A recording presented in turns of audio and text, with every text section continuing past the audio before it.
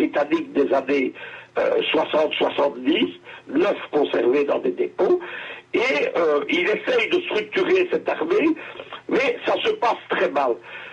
Il quitte parce qu'il est atteint par la limite d'âge. C'est quelqu'un qui maintenant, on ne sait pas très bien, mais à 68 ou 69 ans, on n'a pas sa date de naissance officielle, et donc il passe à l'opposition et il prépare avec les forces libérales un nouveau coup d'État pro-américain, celui-là.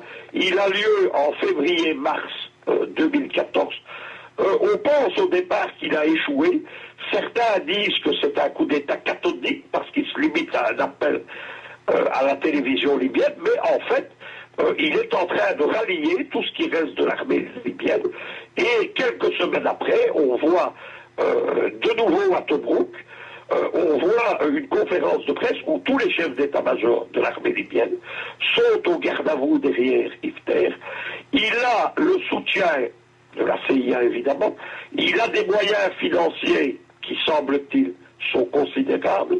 Il a l'appui de la seule force aérienne existant en Libye, dont certains disent que ce sont des avions de la 6e flotte américaine que l'on a maquillés avec des pilotes américains. C'est ce qui lui donne sa force de frappe dans les combats de Benghazi et des villes autour. Et il a surtout reçu le soutien du maréchal Al-Sisi. Il essaye de se profiler d'ailleurs politiquement comme le Al-Sisi libyen, ce qu'il n'est pas, comme Al-Sisi n'est pas du tout l'affaire. Là, on ne va pas s'aventurer dans ce plan-là, et donc c'est un personnage trouble, c'est ce qu'on appelle en langage français une marmouse, et c'est un homme à point. C'est un homme qui est habitué au complot, c'est un meneur d'hommes, il ne faut pas le cacher. C'est quelqu'un qui est habitué à l'action clandestine, et donc on peut s'attendre à ce qu'à un moment donné, il ne développe des actions dans d'autres parties de la Libye. Alors, il y a lui, comme on vient de présenter en général, mais on pourrait peut-être évoquer cette menace qui est actuellement présentée dans la situation libyenne. On parle ici d'une arrivée imminente de l'État islamique en Europe, puisqu'ils sont présents du côté de la Libye. Est-ce que ça fait partie donc de ce plan global pour pouvoir non seulement intervenir en Libye, ou peut-être pour mettre un esprit de, je ne veux pas dire pas un esprit, mais pour amener pour mettre sur les populations occidentales un sentiment de peur et de frayeur pour justifier des futures interventions. Est-ce que ça va dans cette optique-là? Non, c'est plus complexe que ça. C'est-à-dire qu'il y a effectivement une utilisation dans la propagande des États-Unis et de l'OTAN, parce qu'on n'est plus dans de l'information, c'est de la propagande. Il y a une utilisation de la peur de Daesh. Mais Daesh, c'est une partie du djihadisme qui a échappé aux mains des Américains et qui a derrière elle les moyens de financement et d'organisation du Qatar. Le Qatar est entré dans une relation de rivalité avec l'Arabie saoudite. L'Arabie saoudite, elle, étant le financier et le soutien des mouvements djihadistes, donc plus traditionnels, et notamment de ce qu'on appelle Al-Qaïda, AQMI, etc. Tout ça se faisant dans le cadre de l'alliance avec les États-Unis. Précisons bien que aussi bien Doha que Riyad sont des alliés des Américains. Daesh s'est développé au moment où on ne l'attendait pas, à partir d'un petit mouvement djihadiste qui était l'ISI, donc l'État islamique en Irak, puis l'État islamique en Irak et au Levant, pardon. Et donc il y a déjà eu, il y a un émirat dans la ville de Derna, qui, je le rappelle, donc, est le centre du djihadisme radical en Libye, déjà sous Kadhafi. Et cet émirat a été créé en février 2011. Il n'a jamais préoccupé les Occidentaux. Mais ici, il s'est rallié à Daesh et pour le moment, le général Hifter ne lui fait absolument pas la guerre. Le général Hifter, lui, fait la guerre à Ansar al-Sharia, qui est peut-on dire, dans la mouvance saoudienne. Tout ça, c'est un panier de crabes. Il ne faut pas croire qu'il y a une espèce de coalition intégrée qui tient en main les rênes et le destin de la Libye. Au sein de la coalition, il y a des agendas différents, il y a des rivalités, et les Américains entretiennent ces rivalités parce qu'ils ne veulent pas se trouver face à des partenaires, à des alliés trop puissants. Le Qatar a une deuxième arme en Libye, parce qu'il a plusieurs fers au feu, c'est le parti Al-Watan. Le parti Al-Watan, c'est un parti milice qui a été créé en copiant le Hezbollah libanais, mais avec d'autres, évidemment, avec une toute autre idéologie. À la tête de ce parti, il y a un autre homme fort de la Libye, qui connaît très bien le général Haftar, puis qu'ils ont travaillé ensemble, c'est le fameux Abdelhakim Belhadj. C'est le chef d'Al-Qaïda en Libye, dans les années 90. Il est capturé en Afghanistan ensuite, il est livré, il est détenu à Guantanamo, il est ensuite livré, il y a une courte période de collaboration contre les djihadistes, entre les services secrets occidentaux et les services de la Jamaïria. C'est Moussa Koussa qui organise ça. Il est emprisonné en Libye.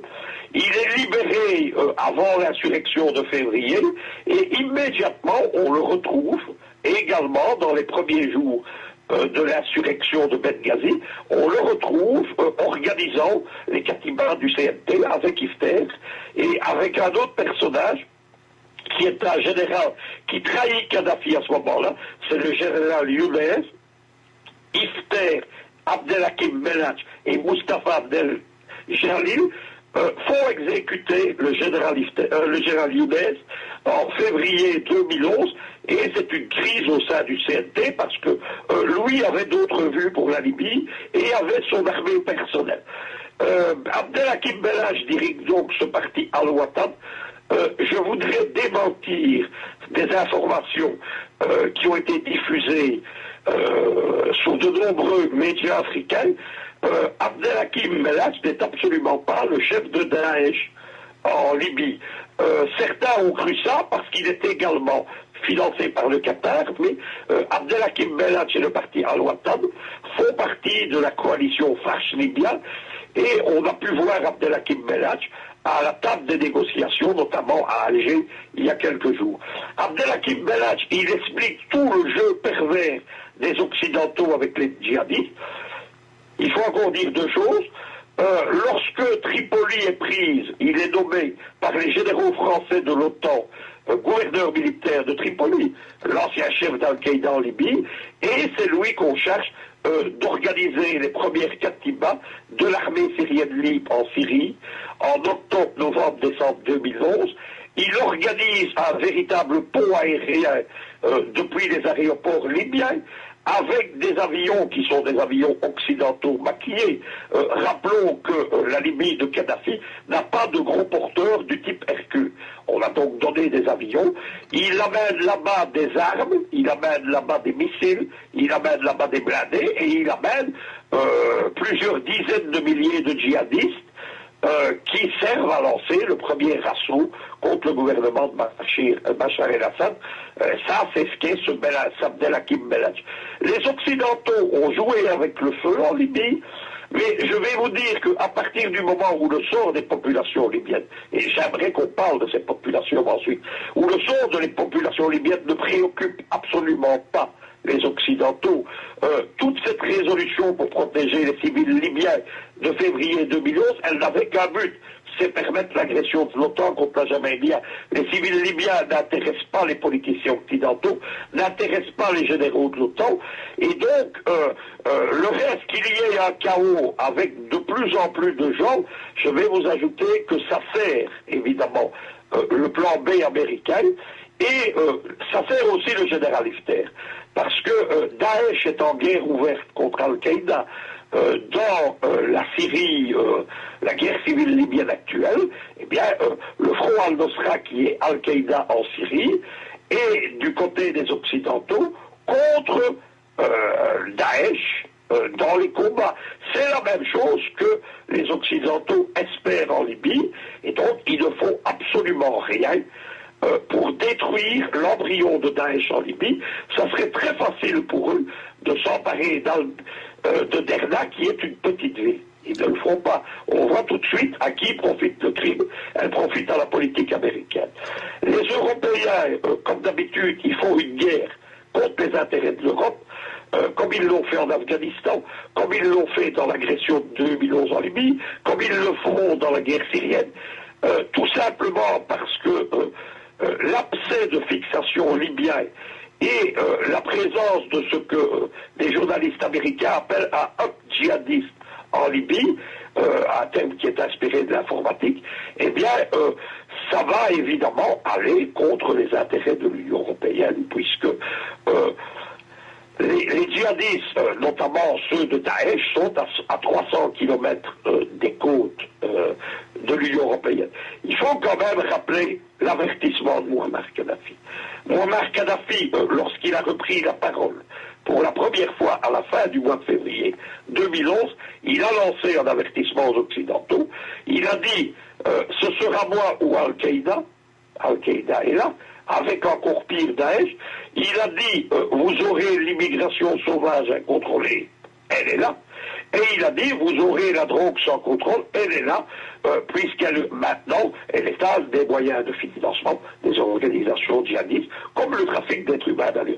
On n'a pas écouté Kadhafi, il avait raison, et je vais ajouter que la situation qui se profile pour l'Union européenne, c'est la vengeance posthume de Kadhafi. Alors, on va en parler avant de sortir de cet entretien. Peut-être deux dernières questions, Louis Michel. Mais alors, on peut faire le constat avec la démonstration que vous venez de faire que la Libye actuellement est un champ de bataille hégémonique entre l'Arabie Saoudite et le Qatar, si on suit bien. C'est une bataille secondaire, c'est-à-dire que c'est une guerre dans la guerre, si vous voulez.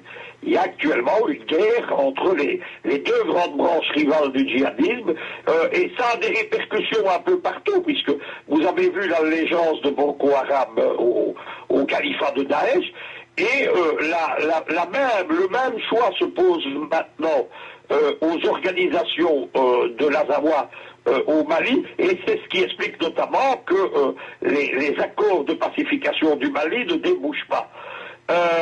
C'est une guerre à l'intérieur de la guerre, c'est la rivalité entre les deux pôles du radicalisme idéologique wahhabite, l'Arabie saoudite, mais qui est un géant, et le Qatar, qui est un nain, mais avec d'immenses moyens financiers suffisants pour prendre une part très importante là-dedans. Ça explique également le jeu trouble de la France, puisque le principal allié de Paris au Moyen-Orient, ce n'est pas l'Arabie saoudite, c'est Doha au Qatar. C'est quelque chose, évidemment, que payent les Libyens. Moi, je voudrais qu'on parle des Libyens, parce que on a engagé la destruction de la Jamaïria sous prétexte de protéger les civils libyens. On leur a donné, 4 ans après, un pays en guerre. Les femmes libyennes n'ont plus aucun droit. Le viol est pratique courante, les enlèvements qui servent à fournir des femmes libyennes maintenant à des réseaux d'esclavage, notamment, vous avez vu que Daesh vend des esclaves, il n'y a pas que des chrétiens, il y a des arabes aussi. Il y a une population libyenne qui avait le plus haut niveau de vie en Afrique. Un niveau de vie, moi j'ai connu la Jamaïria prospère, le niveau de vie des Libyens, c'était celui de certaines régions du Portugal ou d'Europe orientale, de l'Union européenne. Tout ça est fini. Les pensions, les salaires ne sont plus payés, les aides de l'État ne sont plus payées. La Jamaïria fournissait tous les produits alimentaires à des prix détaxés, c'est fini. L'enseignement gratuit, c'est terminé. Les bourses d'études pour des dizaines de milliers d'étudiants libyens, notamment en France, en Belgique, en Allemagne, aux États-Unis, c'est fini. Encore pire, ils ont été expulsés des pays de l'OTAN immédiatement dans les 6 mois qui ont suivi la destruction de la Jamaïria, parce que l'argent n'était plus payé pour eux dans les universités. Et alors, la situation donc est dramatique. Il y a probablement, au soir de la guerre, il y avait 70 000 morts. Pas une dizaine de milliers, comme on l'a dit, dû au combat et au bombardement de l'OTAN, on estime que se sont rajoutés à ça maintenant une centaine de milliers de morts. Il y a 1 million de Libyens en exil en Tunisie et après Tobrouk en Égypte. Et il y a surtout, évidemment, des populations qui n'ont plus aucun droit civil ou politique. Il y a une grande légende, c'est-à-dire que Kadhafi s'était gouverné avec l'aide des tribus, c'est tout à fait inexact. Lorsque Kadhafi met en route son système de démocratie directe, il abandonne le système des tribus et il abandonne les 3 régions cyrénaïques, tripolitaines et Fezzan de la colonisation. Il les remplace par 22 grandes municipalités qui sont faites sur le modèle de la commune de Paris de Robespierre en 1792, qui était le grand modèle de Kadhafi. Kadhafi était comme moi un admirateur de la Révolution française. Il essaye à ce moment-là d'arracher la Libye aux tribus. Il crée un statut de la femme qui est très avancé, notamment en matière de divorce et de garde des enfants. Les femmes peuvent être officiers, pilotes, etc. Il y a des professeurs d'université. Et il fait un système de démocratie directe qui est basé principalement sur les villes et les grandes villes. Lorsque Kadhafi prend le pouvoir, les Libyens sont moins d'1,5 million. Ils sont analphabètes. Lorsque la Jamaïria s'effondre, il y a une population de presque 6 millions d'habitants et elle est concentrée dans les villes, dont Tripoli où il y a presque 2,5 millions de Libyens et d'Africains. Donc les tribus sont mises de côté et c'est le CNT qui ravive les tribus. Mais le CNT préfère s'appuyer sur les djihadistes. Les tribus n'ont absolument pas de milice, à l'exception d'une seule, c'est la tribu des Warfala, qui est la tribu du fameux général Younes, parce que lorsqu'il trahit Kadhafi et qu'il se place du côté du CNT, il arme immédiatement sa tribu, qui est une tribu près de Benghazi précisément, de façon à disposer de son armée personnelle. C'est ce qui conduira à son assassinat par les gens du CNT. La population libyenne, donc, elle est largement désarmée. Elle est dans des villes où chaque fois des milices municipales font la loi, rançonnent, raquettent. L'économie est tout à fait nulle part. La rente pétrolière, comme je vous l'ai expliqué, n'existe plus. On ne produit même plus 10% de ce qu'on produisait sous Kadhafi.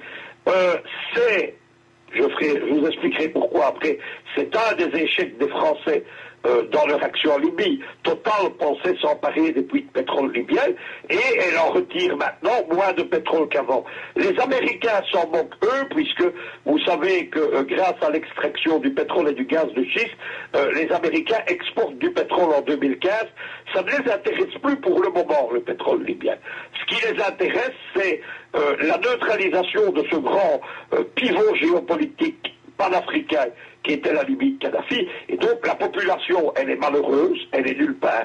Les femmes sont devenues des sous-citoyennes, pour peu qu'on puisse encore parler de citoyenneté.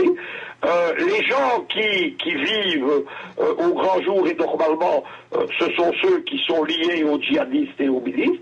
Et enfin, il y a une dernière chose qu'il faut dire, c'est que même les services minimaux ne sont plus assurés. Il y a d'énormes coupures d'électricité à Tripoli et l'eau que le grand projet de Kadhafi, comme je vous l'ai dit, avait amené du Sahara, la grande rivière africaine, le système n'a plus été entretenu et donc il y a des pénuries d'eau sur toute la côte libyenne. Voilà le sort des populations libyennes. Les Occidentaux ne s'en préoccupent absolument pas. Ajoutons qu'à Benghazi, on bombarde quotidiennement ces populations, le général Hifter et son aviation privée. Je n'ai pas vu un politicien occidental se lever. Je n'ai pas vu Bernard-Henri se lever. Je n'ai pas vu le Conseil de sécurité se lever pour dire protégeons les civils libyens. Voilà la situation. Alors, un mot, si vous voulez bien, de conclusion. Je suis extrêmement pessimiste. Ça me fait beaucoup de mal parce que j'ai un attachement affectif à la Libye. J'y ai encore beaucoup d'amis. J'ai un réseau encore d'informateurs actuellement qui sont des gens qui vivent en retrait de la vie. Les anciens Kadhafis vivent dans une semi-clandestinité. Ils espèrent, moi je n'espère plus. On a mené ces négociations entre les deux gouvernements à Alger et ensuite au Maroc, mais à la table des négociations, il n'y a que 2 ou 3 des partis. Il n'y a pas, Daesh n'est pas là, Ansar el-Sharia n'est pas là, Akmi n'est pas là, la moitié des cités étabilistes ne sont pas là, donc ça ne donnera rien du tout. Ça ne donnera rien du tout, et derrière tout ça, évidemment, je ne pense pas qu'il y ait une volonté américaine de faire arranger tout cela. Les Libyens, ils payent une absence de mobilisation au moment de l'agression. Une grande partie de la Libye s'est mobilisée, mais la mobilisation n'a pas été jusqu'au combat. Kadhafi avait notamment levé des milices kadhafistes. Elles concernaient peut-être 4 ou 5% de la population. Ça a suffi pour sécuriser le pays pendant les 6 premiers mois, mais lorsque les djihadistes ont été armés lourdement par les Français, les Britanniques et les Américains, lorsque sont intervenues les forces spéciales françaises, américaines, qataries et saoudiennes qui ont lancé le premier assaut sur Tripoli, les milices de Kadhafi n'ont pas tenu le coup et son armée n'était plus suffisante puisque la caractéristique de la guerre civile, c'était une guerre sans faille. Il y avait notamment une troupe de choc qui était commandé par le général Kamis Kadhafi, général fait sur le champ de bataille, il est colonel au début de la guerre, lui a remporté beaucoup de succès militaires et il est mort au moment de la prise de Tripoli, ne pouvant pas y intervenir, engagé dans des combats dans la ville de Zawa, qui est dans la grande banlieue de Tripoli, à une 40aine de kilomètres. Tripoli, c'est une gigantesque agglomération qui rejoint d'autres villes et qui faisait à l'époque donc presque 3 millions d'habitants. La population libyenne souffre. Au milieu de tout ça, il faut aussi constater, c'est l'absence de l'Union africaine. Il n'y a qu'un chef d'État, 2 chefs d'État qui ont parlé pour la Libye, c'est Obiang Massogo de Guinée équatoriale, qui a dit tout le bien qu'il pensait de Kadhafi et l'erreur qu'avait été la destruction de la Jamaïria. Et il y a maintenant l'ancien ennemi de Kadhafi, mais qui a compris, c'est Idriss Déby Itno, et qui a dit aux Occidentaux, vous avez voulu faire le travail, venez le terminer. Lui entendait, engagez-vous, pacifier la Libye. C'était une remarque où il fallait déceler de l'ironie. Personne n'est plus capable de maîtriser la Libye. Il n'y a plus, on n'arrive pas à maîtriser la Syrie alors qu'il existe le gouvernement fort de Bachar el-Assad avec une armée syrienne extrêmement puissante, avec l'aide du Hezbollah et de l'armée iranienne. Il n'y arrive pas. Il ne faut pas espérer que l'armée privée d'Haftar, que les milices de Farch libyen, qui restent des milices, ce ne sont pas des armées, il ne faut pas espérer que tout ça va rétablir l'ordre. D'autant plus que personne n'y a intérêt, à part précisément Hifter, parce que chaque milice contrôle économiquement la zone qu'elle parasite militairement, et d'immenses fortunes se font en Libye. Tous les chefs djihadistes sont riches. On exporte clandestinement le peu de pétrole qui est produit. On exporte clandestinement du gaz. On exporte toute une série de choses. Les trafics mafieux d'êtres humains, de drogue, de cigarettes, font la fortune de ces djihadistes. Et donc, quel intérêt ont-ils à ce qu'on rétablisse un état de droit en Libye? Aucun, hélas. Bien, merci beaucoup, Luc Michel, pour cet entretien qui aura permis une fois de plus aux auditeurs d'être très édifiés sur la situation que vivent les Libyens aujourd'hui et ce qui aura mené à ce chaos et à la destruction de ce beau pays tel que construit et pensé par le colonel Kadhafi. Je vous dis merci et à très bientôt. C'est moi qui vous remercie. C'est très rare qu'on me donne l'occasion de m'expliquer sur la Libye. Le combat libyen est toujours le mien.